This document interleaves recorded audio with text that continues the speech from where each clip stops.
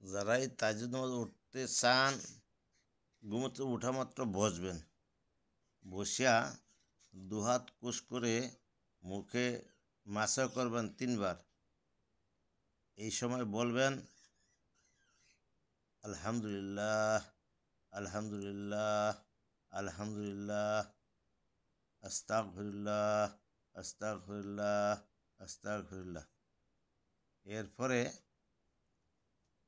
আলহামদুলিল্লাহিল্লাযী আহইয়াইনা বা'দা মা আমাতানা ওয়া ইলাইহিন নুশুর।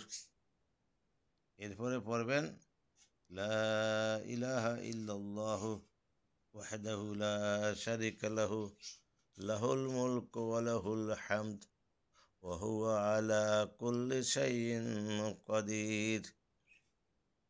এরপরে লা হাওলা ওয়ালা কুওয়াতা ইল্লা বিল্লাহিল আলিয়্যিল আযীম। এইভাবে আপনি যখন পড়বেন আপনার চোখের ঘুম চলে যাবে। এরপরে যখন রওনা দিবেন তখন কালেমায়ে তামজিদ পড়বেন।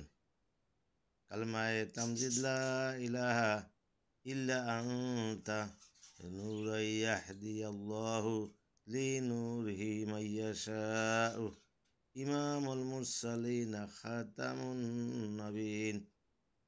আপনার ঘুম চলে যাবে, একেবারে দিব্যি, শরীরটা সতেজ লাগবে। তারপরে বাথরুমে গেলে তো দোয়া পড়বেন, বিসমিল্লাহ আল্লাহুম্মা ইন্নী আউযু বিকা মিনাল খুবুসি ওয়াল খাবায়েস। তারপরে বাইরেতে দোয়া পড়বেন, গুফরানাকা আলহামদুলিল্লাহিল্লাযী আহইয়াইনা বা'দা মা আমাতানা ওয়া ইলাইহিন নুশুর। এরপরে যখন উযু বাড়িতে বসবেন, দাঁতকে ডান দিক থেকে শুরু করে বাম দিকে যাবেন, মেসওয়াক করবেন বা ব্রাশ করবেন। ব্রাশ করলে সোজাসুজি করবেন, ডলবেন না, এতে দাঁতের গোস্ত চলে যাবে। তো এইভাবে করার পরে মেসওয়াকের শেষে দিয়া জিহ্বার উপরিভাগে 3 বার ডলা দিবেন, বাস 5 বার ডলা দিবেন। দেওয়ার পরে দেখবেন একেবারে ঘুম পুরা গেছে গিয়া, জিহ্বাও পরিষ্কার হয়ে গেছে, আপনার মুখে একেবারে সতেজ হয়ে গেছে গিয়া। এরপরে আল্লাহ রাসূল বলেন, তোমরা যদি 5 ওয়াক্ত নামাজে যদি ব্রাশ করতা তো ফেরেশতারা তোমাদের সাথে মুলাকাত করত। আমি এই কথাগুলো বলতেছি দিল্লির দেওবন্দ মাদ্রাসার সুন্নতের উপর লেখা বই থেকে।